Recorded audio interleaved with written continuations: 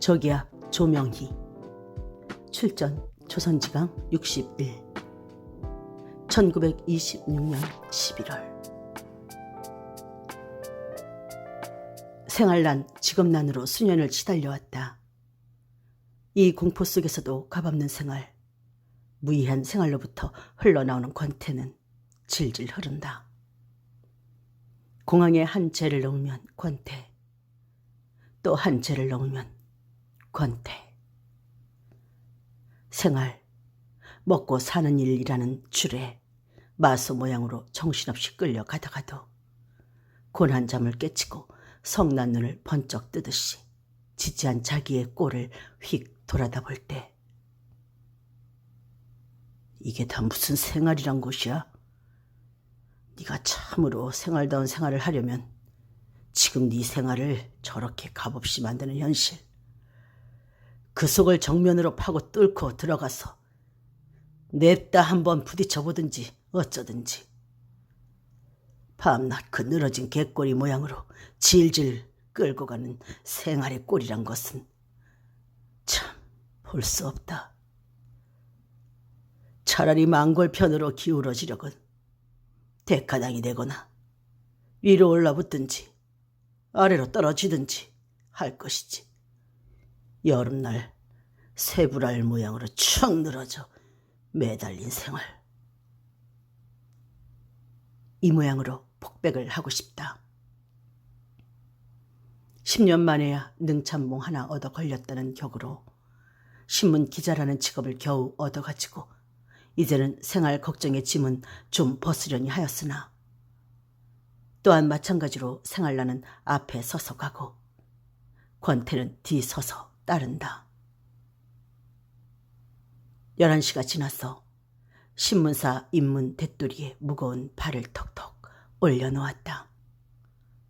오늘도 또한 오기 싫은 걸음을 걸어왔다. 힘없는 다리로 2층 층대를 터벅터벅 올라가 편집실 문을 떠밀고 쑥 들어섰다. 에헤, 이것 봐. 묵은 진열품들이 벌써 와서 쭉 늘어앉았네. 어제나 오늘이나 그저께나 내일이나 멀미나게 언제나 한 모양으로. 그런데 이 물건이 제일 꼴찌로 왔구나. 자리에 가 궁둥이를 터덕 붙이고 앉아서 휘 한번 돌아보았다. 맞은편 격리 부원 가운데에도 가장 특색 있는 한 사람이 먼저 눈에 들어온다. 키가 작고 체가 앙바틈하고 눈, 코, 입이 다다구 붙은 것이 조선 사람으로 되면 뒷짐지고 딱 받치고 서서 기침을 아헴 아헴 하는 시골 구석의 골 생원님이요. 서양 사람으로 되면 작은 키에 큰 갓은 멕시코 사람이요.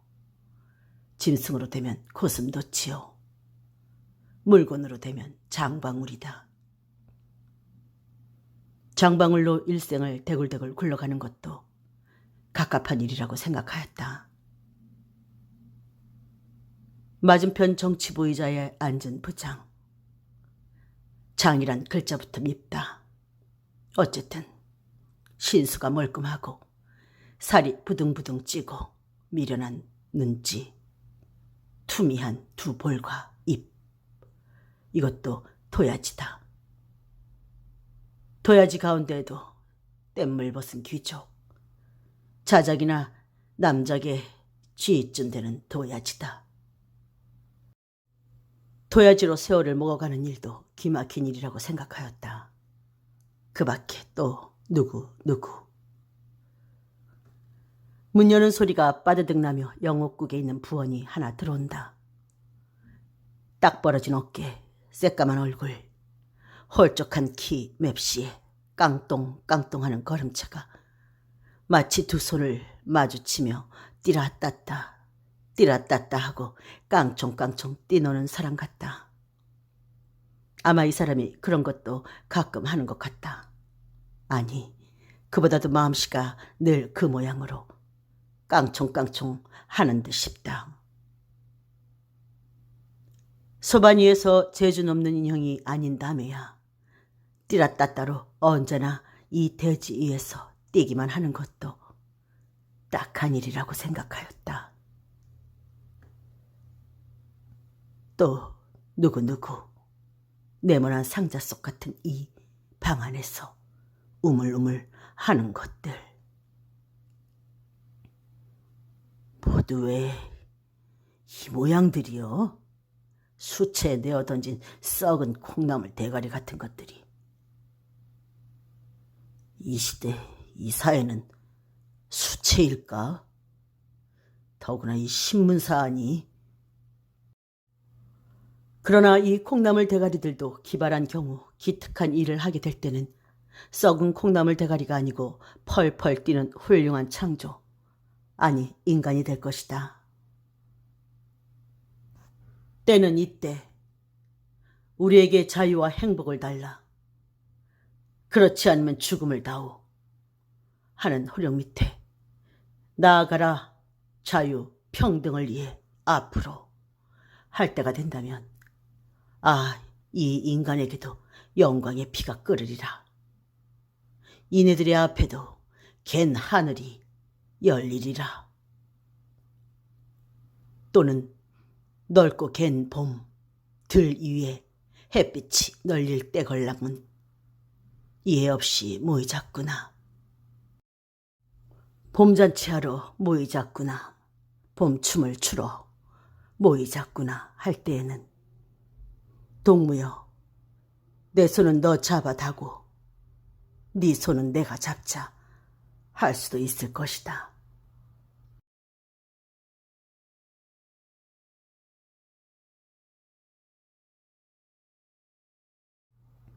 그러나 지금 이 속에는 권태가 흐른다. 괴는 술 모양으로 들떠서 부글부글 피 하는 소리가 난다. 냄새가 난다. 어찌하여 이 모양으로 되나? 여기에는 생활이 없다.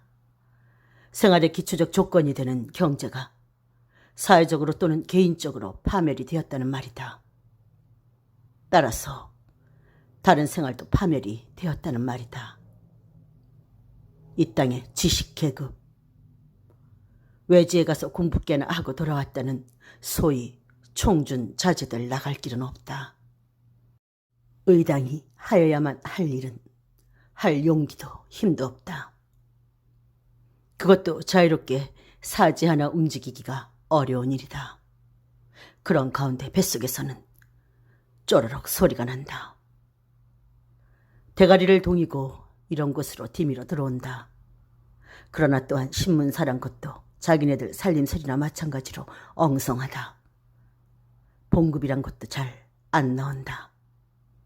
생활난은 여전하다. 사지나 마음이나 다 한 가지로 축 늘어진다.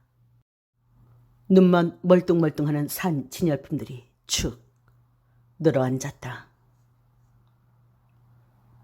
오늘도 월급이 되네 안 되네 하고 쑥덕쑥덕들 한다.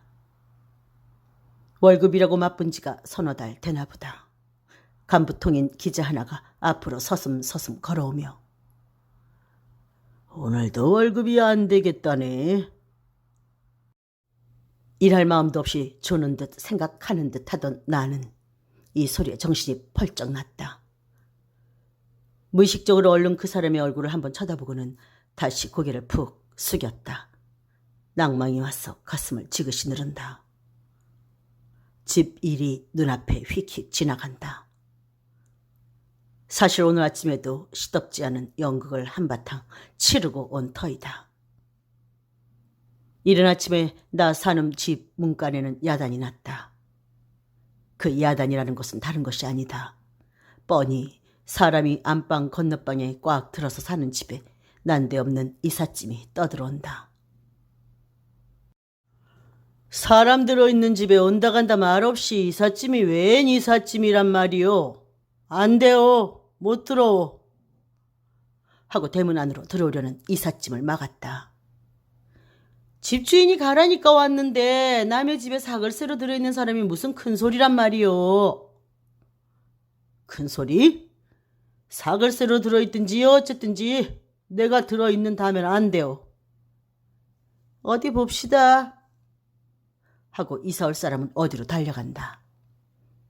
조금 있다가 집주인 노파쟁이가 성난 상바닥을 하여가지고 쫓아오며 소리를 고래고래 지른다.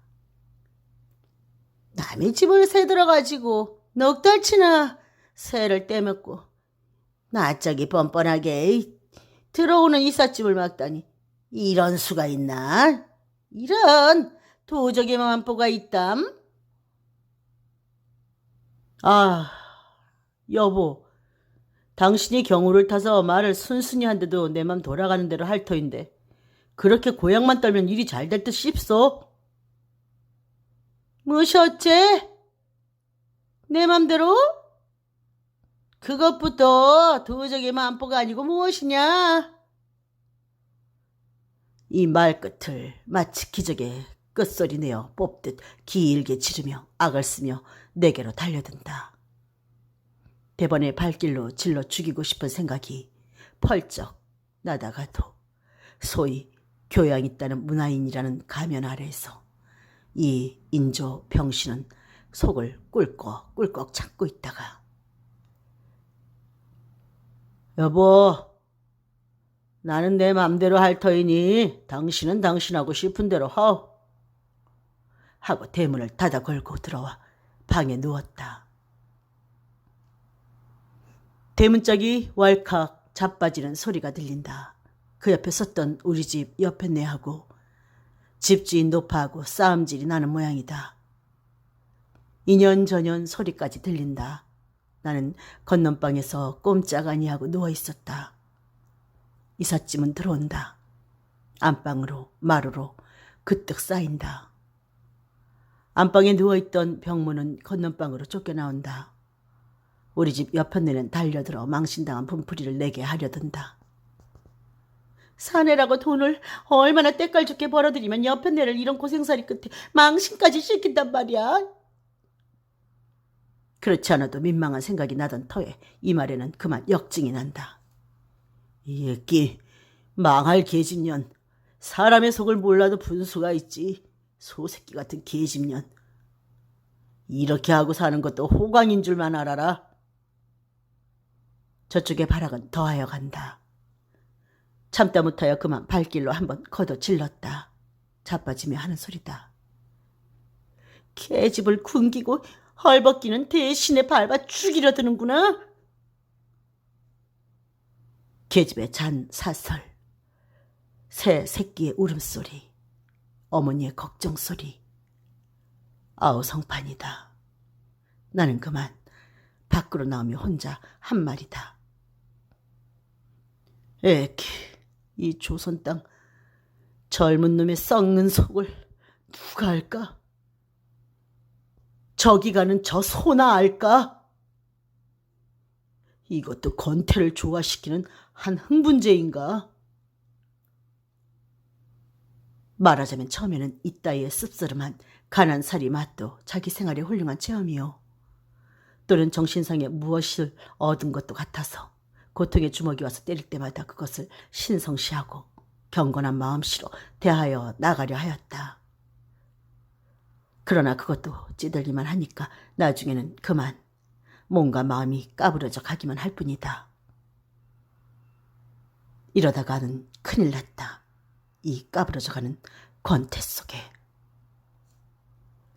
저녁 때 태평통 긴 거리로 걸어 나오는 나의 주머니 속에는 돈 30원이 들어있다. 석 달 만에 탄 월급이 이것이다. 한 달분 45원씩 석 달치를 합하면 135원. 이것을 가지고 묵은 방 빈대구멍 틀어막듯 하여도 가량이 없는데 게다가 30원이다. 비뚤어진 생각이 그저 풀리지 않는다. 아까도 그 돈을 손에 받아들일째 그 자리에서 그만 찢어 내어 던져버리고 싶은 생각도 났었다. 빈주먹에 단돈 1원이라도 들어온 것만 다행이니 우선 이것을 가지고 가서 급한 불이나 끌까? 줄인 갯대가 주둥이들을 한데 모으고 제 주인 올 때만 기다리듯 하는 집 식구들의 꼴이 눈에 확 지나간다. 가자. 어서 집으로 가자. 방을 하나 얻어서 집을 옮기고 양식간 아무나 좀 사고 그리고 나면 또 무엇해? 밤낮 되풀이하는 그 지지한 생활 꼬락서니. 언젠가 밥 먹고들 앉아있는 집 식구들 꼴을 혼자 우두커니 바라다 보고 있다가 속으로 저 몹쓸 아기들, 내 육신과 정신을 뜯어먹는 이 아귀들 하며 여모증이 왈칵 났던 생각이 다시 난다. 이제 그 꼴들 보기도 참 싫다. 그 시덥지 않은 생활을 되풀이하기도 참 멀미난다. 자악골을 바라다보고 가던 나의 걸음은 항토마루 내거리에서 그만 종로를 향하고 꺾어서 걷고 있다. 에헤, 내가 그만 이 돈을 쓰고 들어갈까 보다. 어머니의 한숨, 여편네의 눈물, 아이들의 짜증. 이 돈 30원. 어디 내가 좀 집 식구들의 눈물을 짜서 먹고 견디어 보리라. 내 가슴속이 얼마나 튼튼한가 좀 시험하여 보자. 이튿날 아침 나는 영충원 앞길로 발을 자주 놀려 올라올 때 코에서는 아직도 덜 깬 술 냄새가 물씬물씬 남을 깨닫게 한다. 우리 집 골목을 접어들며 나는 발소리를 숨기고 길을 자주자주 재게 된다. 대문턱에 이르러 가만히 서서 귀를 기울였다. 아무 소리도 들리지 않는다. 모두 죽었나?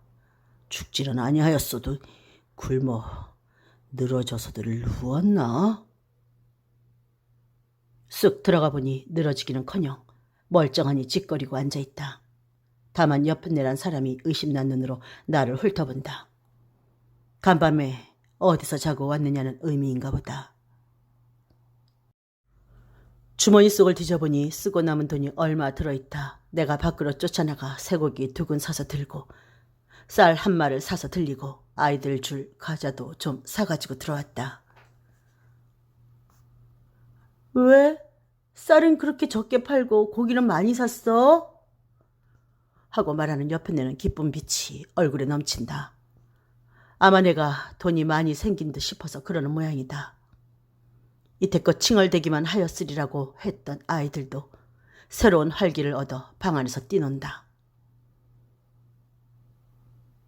꿀꺽꿀꺽 후룩후룩 참 잘들 먹어댄다. 고깃국 맛이 매우들 좋은 모양이다. 이것을 보고 나는 한번 빙그레 웃었다. 2가지 3가지 빛으로 섞은 웃음을 보는 일도 근래 처음인 듯 싶다. 갑자기 나는 멜랑콜리한 기분에 쌓여 갑갑한 가슴을 안고 밖으로 뛰어나왔다.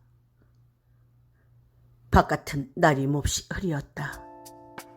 후텁지근하다. 거리에 걷는 사람도 모두 후줄근하여 보인다. 참 갑갑하다. 이 거리에 이 사람들이에 어서 비가 내리지 않나. 어서